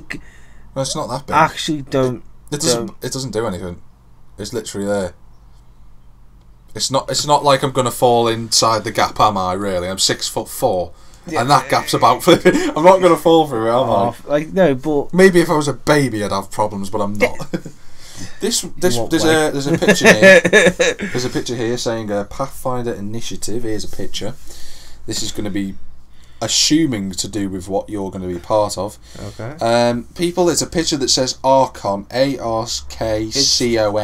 We'll put a link in the description. It's going to be. No, I'm not put. No, Mike. No, don't make me keep promises that I know I can't keep. But it says here, and I like the fact that the Eurogamer, which is where I've got the article from, it says here, Alliance Recon something or other, because they couldn't figure out what it means. It says here you need to collect resources to fuel your growth. So it says, scour solar systems and planets within the Helios cluster to find valuable resources and blueprints of long-forgotten alien technology that will allow you to craft better equipment and weapons. Crafting sounds pretty cool. Such as improving your leg armour to allow you to jetpack jump. Oh god. Well, let's be fair, that was one thing that was probably missing from Mass Effect. I always was curious as to why there was no jetpacks in bloody... or upgrading your cryo beam laser cannon to target enemies to do area damage around you. That sounds pretty cool. Of course, but this is the one thing that I wanted to get into. And one of the big selling points about Mass Effect series is the crew that you've got with you. That's a fact. Because everyone loves, the main crew members. Obviously, Garrus, Tali, they're the main two. The Joker, let's not forget. Yeah. Edie has become such a badass over the last few weeks for me. I've come to like her a lot. I think she's quite cool. It says here, throughout the story you will recruit distinct crew members to fight by your side. Each crew member has a unique personality and specific abilities, as you choose which two of them to bring into each mission. Glad that's not changed. For example, Cora has the ability to deploy a biotic shield that protects everyone in the bubble while still allowing you and your squad to fire out of it. Kind of reminds me a little bit of Samara. Your crew will grow alongside you as you explore the Helios cluster, and you'll be able to improve their abilities and gear, weapons, stuff like that. Yeah. Now, there are parts of this story that I'm kind of like, it sounds a little bit too dissimilar from the first Mass Effect games, but at the same time there's stuff in there that makes it sound different. So I'm like, some of this could be true, some of this could not be. I must stress that as I'm talking about it. There are going to be potential love interests and stuff like that as well in the game. So that's... I've always kind of liked that, because I've always liked the dynamic between the main character and... Because all that's on his mind is sex. It's not. It's just... Oh, just your face like little light of it. No, I've always liked that sort of thing, because it's like, you sort of develop a bond with them, not just with the character, but with yourself. Because you play as Shepard, but it feels like you. I get fully immersed into it, you see, so, and I know a lot of other people do. Maybe you're just... Well, I just play the game, Mason, just shoot some crims and stuff. That's pretty much it. Yeah. Your crew members aren't merely hired guns. They are a part of the living universe in the Helios cluster that develops in response to your actions and choices. So that's an evolvement of the previous systems. So it's an evolvement, really, that, isn't it? It's more of like... So when you used to make decisions, but everyone used to just accept it and move on? Now when you do your decisions... And say you've not got a crew member with you on your ship, and they're on the ship, but you're fighting down there. You made a decision. You come back. they might not react as well as, let's say, other characters have done. So that's an involvement. That's quite good. I like that. Yeah. If that happens. For example, when a Krogan colony ship has been stolen by one of the outlaw factions, leaving the colonists stranded without resources to survive, your Krogan squad mate Drac is determined to strike out against them. If you take the mission and help him track down the outlaws' hideout to return the ship to its rightful owners, Drac's loyalty towards you and your squad will increase. So there's part of this that's making me think that part of it in one sense is right, part of it's the same, so I'm sort of like that on it at the minute. It's like there's in terms of involvement there is, but there might not be. Yeah. That's why I'm saying take this article half and half. Alright. Some of it's probably right, some of it isn't. We don't know. And each individual's backstory will develop through a relationship and the conversations you have with them through missions and travelling to and from missions. Good to know. That'll probably still be there anyway, but good to know it is there. That'll be there. It always is. One thing that... Piss off. That one Sorry, thing... you tell me to have my phone off during the podcast. I bet you no one's heard that from all the way over there. I bet you that mic will not have picked that up. It would have. Nah. Would you always check who it is, right? No, I don't want you to check who it is for me. Helios cluster is thousands of light years across, and you can't be everywhere at once. As you develop more colonies, resource bases, and settlements, that'll be pretty good. You have to be able to keep them safe. Now, this is where things get interesting. Spend resources to recruit mercenaries and develop an AI-controlled strike team that you can deploy to take on randomly generated, time-sensitive missions. That I like. Because do you remember, this system has sort of been tried before. Do you remember GTA San Andreas? Yeah. You had to go back and defend your territory. You could always deploy members of your gang to go and defend it for you, couldn't you? No. Yeah, you could. I couldn't. I didn't know how to do it. Oh well, you could on PlayStation. I don't know if you could on Xbox. But send your strike team out on a mission while you continue playing the main game, and they will return 20 to 30 minutes later, having gained rewards such as XP, currency, and equipment based on the success of the mission. So it's sort of like Assassin's Creed in a way. You remember when you used to send the Brotherhood out to train up the assassins? Yeah. Otherwise, no. Other than that, it's like. So that'll be great. It's like the crew. Like when you send them out on one of the thingy missions. Yeah, you can do something else, but you get the money for it, no? I don't. I haven't played the crew since for a long time, so I can't remember. Basically. Well, can you send people out? Can you? Like faction missions and stuff. Oh yeah. That one, yeah. That sounds pretty good. It is actually. That's a pretty good idea. Each time you and Matt, you get me like 60k, but now you just get me nothing because your cost is level 0 and you haven't been on it that long. So yeah. Anyway. When you encounter a strike team mission in the single player mode, you can leave your strike team at their base and decide to tackle the mission yourself with your multiplayer roster of characters. You also have the option of tackling the mission by yourself or recruiting up to 3 friends to play with you. That I like. Yeah. But let me just reiterate the point that I keep making. This might not be real, but it sounds like it will be. So let's go with yes. The more friends you bring, the greater the challenge and the greater the reward. These missions will play out using the next Mass Effect multiplayer's Horde mode. More details on this later. These missions will include a variety of thematically appropriate objectives like defending a settlement against Ket attacks or recovering a remnant artifact off a planet before an outlaw gang gets there first. So basically, you can do single player things within multiplayer and multiplayer things within single player. Half. It's too much of an. I can't be bothered. The next Mass Effect multiplayer pits you and up to 3 of your friends against waves of enemy troops on various battlefields throughout the galaxy. Players fight together to survive increasingly difficult enemy attacks and accomplish objectives like disabling a bomb or assassinating a target. Progress through multiplayer missions to gain XP, multiplayer weapons, characters, weapon mods, pieces of equipment.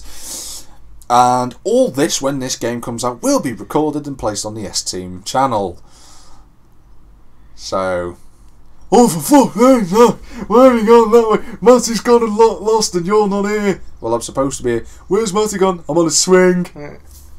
Multiplayer will also earn you Apex funds, which is their version of in-game currency. It was credits, wasn't it? Yeah. Which can be used to purchase items and gear in a single player game.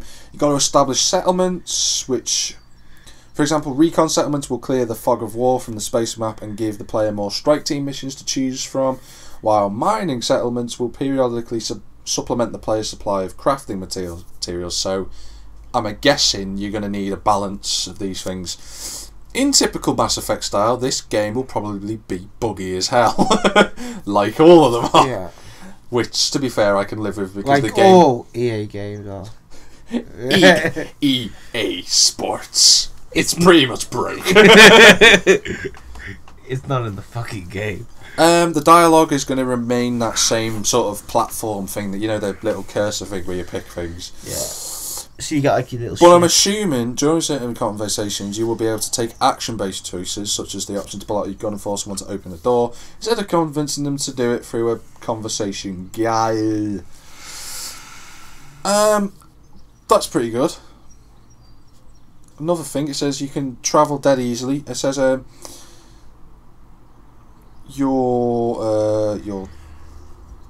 as you pilot your spaceship, no longer called the Normandy people, it's called the Tempest, good name for a ship, across the hundreds of solar systems that are seamlessly connected in the next Mass Effect, you will encounter new planets with valuable resources, life, conflict, and alien technologies that all give you opportunities to increase the power of your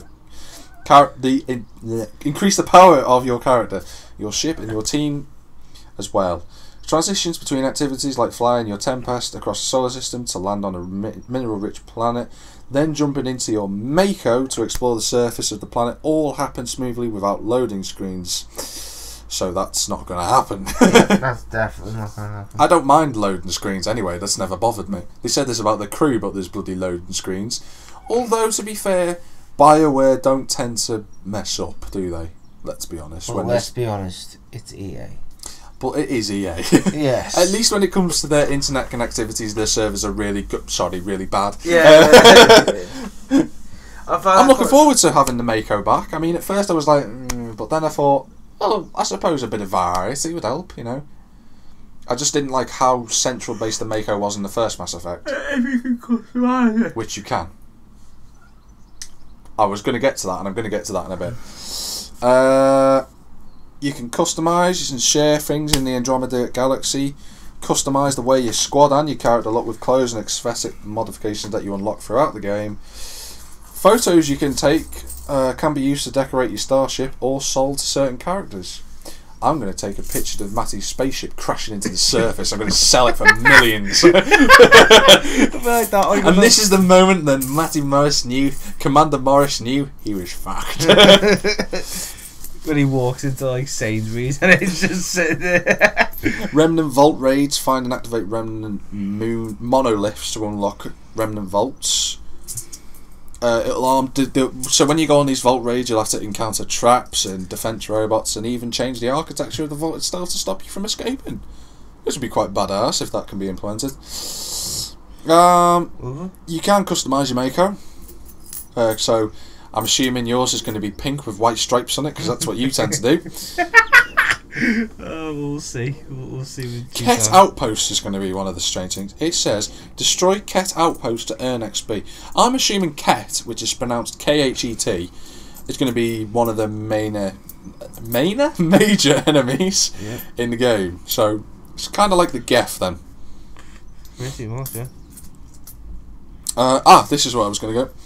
Whether you're looking for a place to set up a colony, you will get there in your Mako. Equip and upgrade your Mako in a dozen ways, like adding shield generators or adding a hostile detector to your radars to create the ultimate planetary exploration vehicle.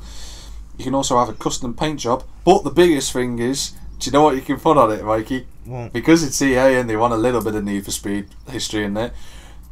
And I'm nowhere the light says, like adding turbo boosters.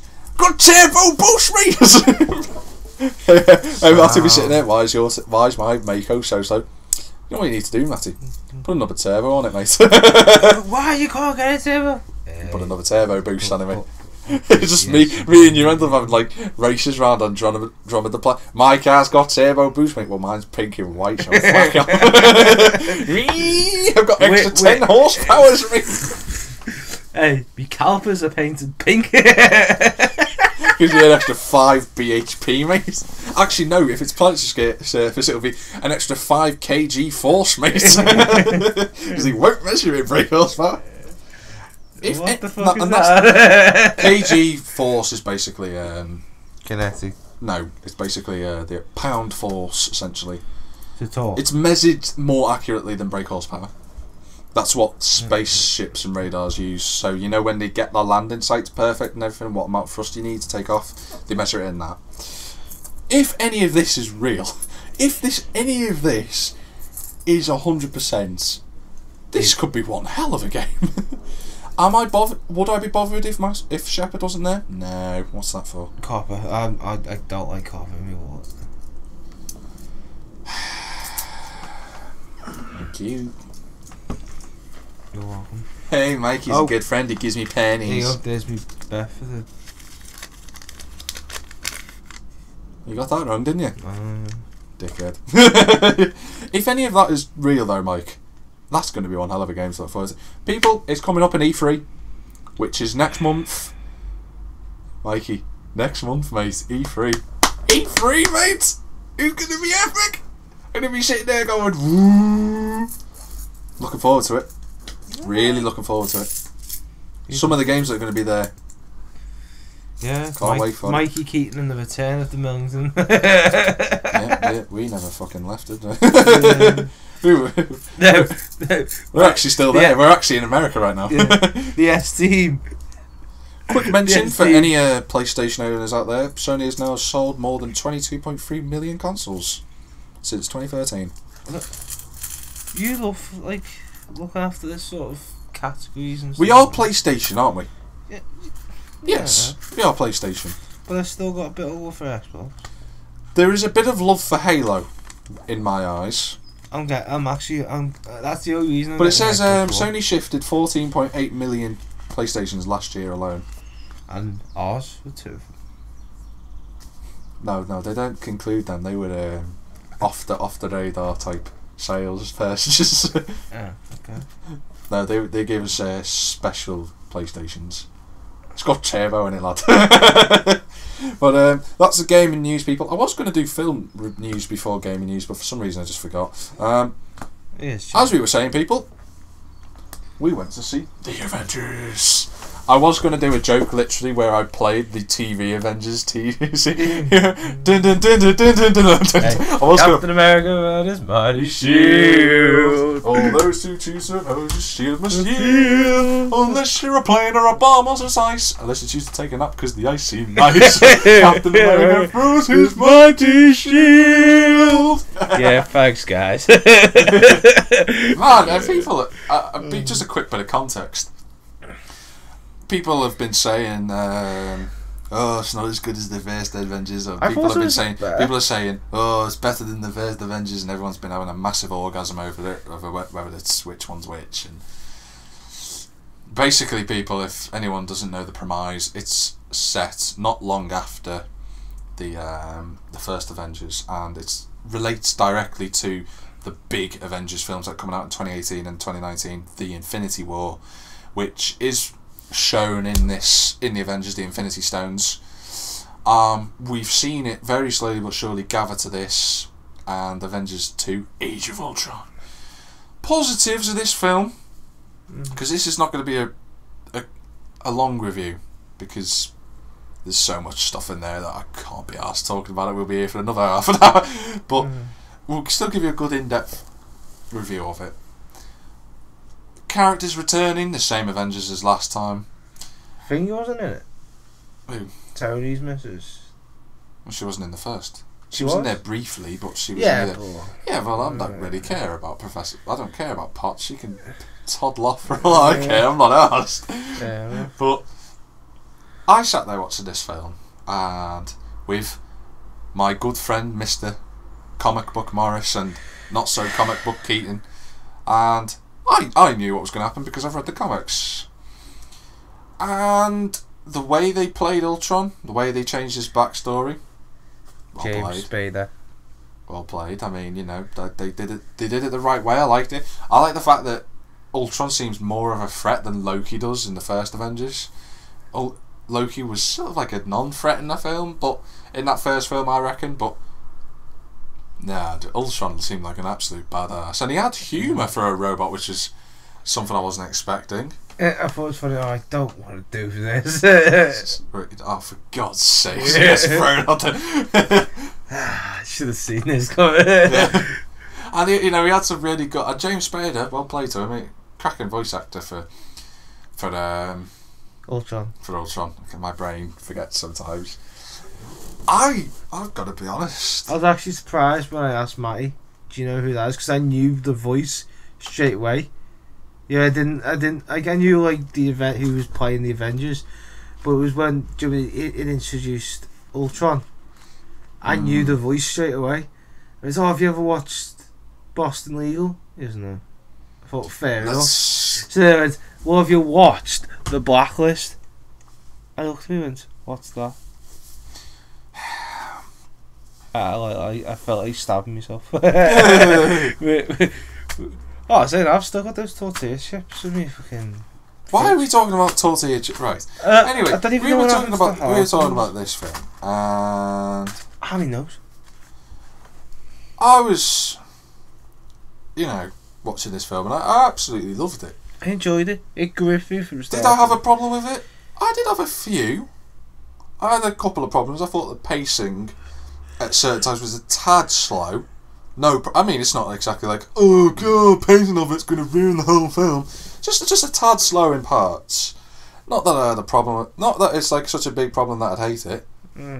But it was just something to note because it was important. Now, I'm just running through the character list here at the minute, just so I can get to my point. One thing that obviously people have seen in the trailers is the Vision was created. And you know who the Vision is, don't you? Yes. Jarvis, who gets turned into the Vision. I was going to say, but what happens? Jarvis becomes the Vision. Yeah, I know. I clicked on that bit, but. Well, you didn't, did you? Yeah, who's gonna be like, Well, there's not any more Iron Man films, so. No more Jarvis. Probably not. No, I can't imagine there would be. I'm trying to read. Sorry, I'm just trying to read this at the minute. There we go. Now, one thing that was very crucial in this was that the story goes over to Africa, doesn't it, at some point? Yeah. Yeah. Ulysses Claw being one of the characters, and the reason why that's a big deal is because that's where Black Panther originates, and Black Panther main rival is Ulysses Claw, and Black Panther people is getting a film in a few years, and Black Panther's my favourite bloody superhero. Who's playing him? Jeff. Yeah. I've forgotten his name. Always forget his name every time. But I was something that got me is when we were watching the credits. You didn't know who that guy was at the end, did you? I'm not going to say who it is because people might not have seen the film yet. No, but at the end of the credits it had Idris Elba's name on it. Yeah, Idris Elba was in it. You know when Thor goes into that sequence and he's looking at, and then there's a black guy with white eyes? Yeah, you do. You got to remind me of it. You know when they were getting tricked by Quicksilver and they were going into the false universe and it was showing the past? Oh, was that him? And the black guy with the white eyes and he's holding Thor, yeah. Oh, okay, one second. My fault. I just, just stay. There you go, Mikey. Am I looking forward to seeing what happens with the Avengers? Yes, because they're all going to be in Captain America 3 next year. So Civil War. Right? Civil War, which is the big one. You being someone who hasn't read the comics doesn't know what happens, do you, Spud? I haven't watched Winter Soldier. Haven't even watched bloody Guardians of the Galaxy either. You flipping daft bastards. But it's hard to give this film a score because it's bloody brilliant. I actually sat there and genuinely I fall down the category of one of those people who thinks the second Avengers is better than the first. Although at the time, when the first Avengers came out, I did say that was my favourite film of all time, briefly. And then How to Train Your Dragon came out and knocked it off its perch. But it's really hard to give this a score. I mean, the cast, Quicksilver and how they dealt with her and her brother, brilliantly done. His and her brother. Shut up, mate.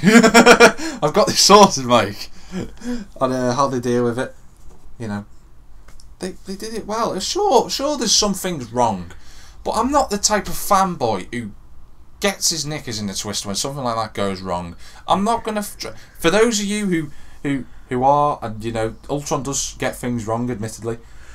You're going to be like, oh well, that's not right. That's not in the comic. But I understand that you want perfection. But this is a film, people. That's fucking life. It's a film for people who want to see. And most people who've watched this film have never read the comics. And I'm one of them people. You are. In fact, about half the people who watch this film, maybe more, probably a lot more than that, have not read any of the comics. I think half the fellas only watch it for a bit of the action. And Scarlett Johansson.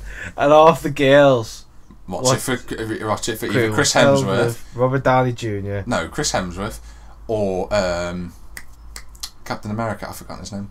Chris Evans. Chris Evans, thank you. Oh yeah. The two Chris's, or Jeremy Renner, who plays Hawkeye. Everyone likes Hawkeye.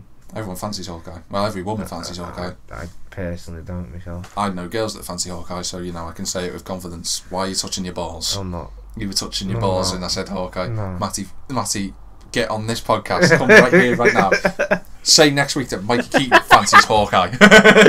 But I'm out. I know. I mean, this is. I don't want to fucking you know what you keep doing? You keep knocking the bloody mic over for the kickoff. No, I can't help it with me. It's pain. He's in pain. Go doctor. Right. I can't. Go doctor. You be doctor. You try and get the doctor now. They charge you.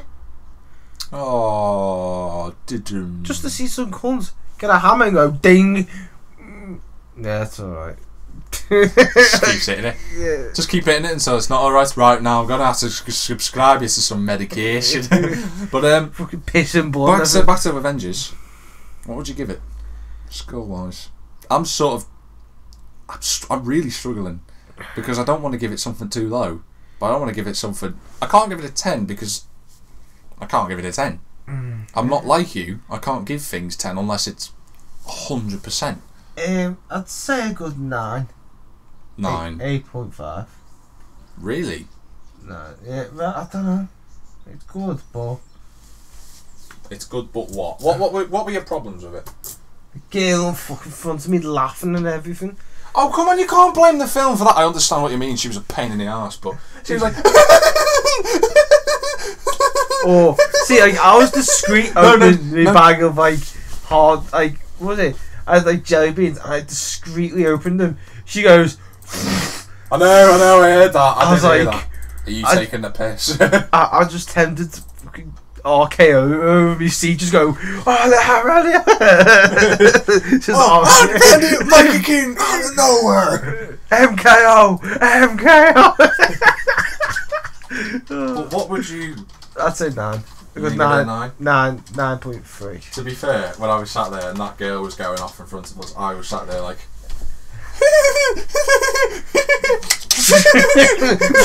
Sorry, kids, gotta put it down.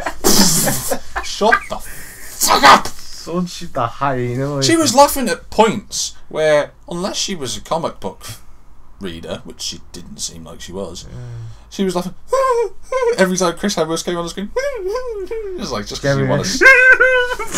Yeah, literally that. Literally explosions downstairs in the trousers department. Even when Robert Downey Jr. I know. Like a mummy. And did you see the schoolgirl who sat next to her? Was like, yeah.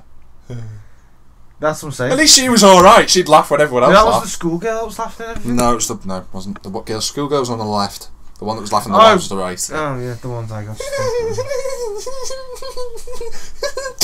44 Mike. What would I give this score? Mikey's giving it a 9.3.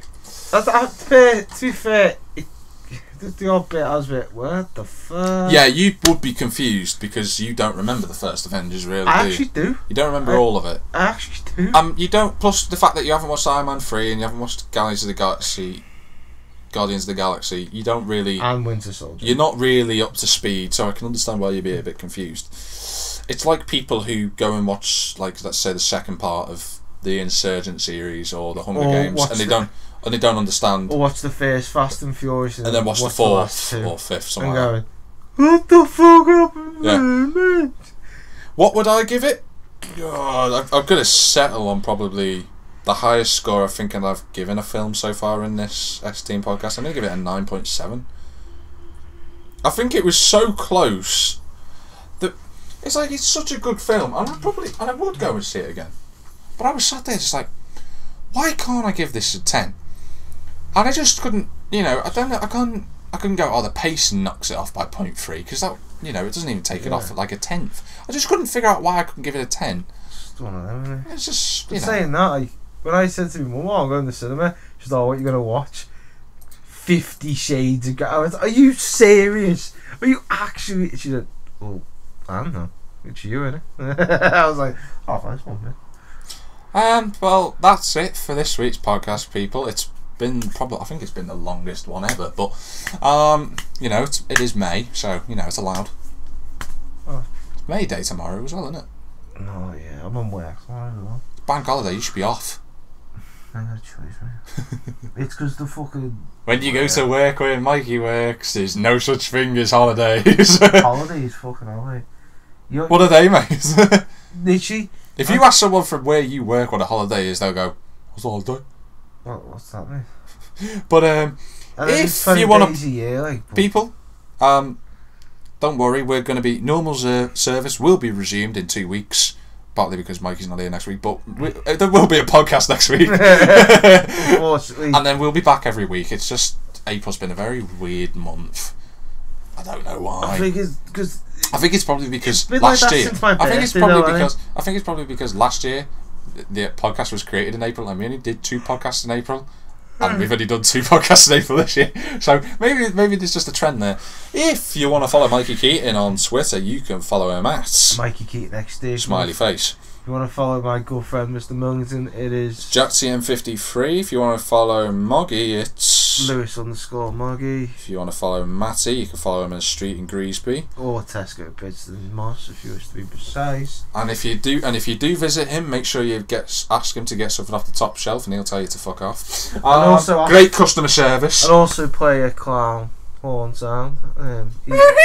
And he'll laugh at it. Yeah, that video will be up soon on the YouTube channel. What else is there? What else have we got? Oh yeah, Facebook, of course. We're on Facebook. I'll try people to update that if I can remember. It's really hard to try and sort those things out because I've got a lot to do, and with that coming up, and with us doing that soon, my time is going to be just like that. What do I keep telling you though? Let me. No! I'm not giving you access to my Google account. Am I mad?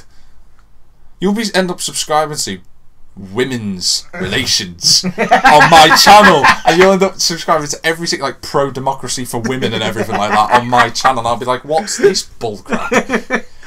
What else are we... Rogange! You can like, you can comment, you can subscribe. You don't have to. Just watching us would be. Watching is good enough for me for now. People will be watching anyway when this all kicks off next week. Well, they'll be getting content on my channel on the day.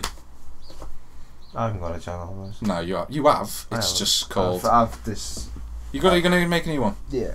You're gonna call it Mikey Keating's Mess Shop. Mess Shop. Cool. Yeah, thanks very much for listening, As people. always. If you've managed to stay for an hour and 50 odd minutes. But if you do, we love you too. So yeah. Yeah, so it's bye from Mikey. Bye bye. And bye from me. Thanks very much for listening, and we've been the S-Team.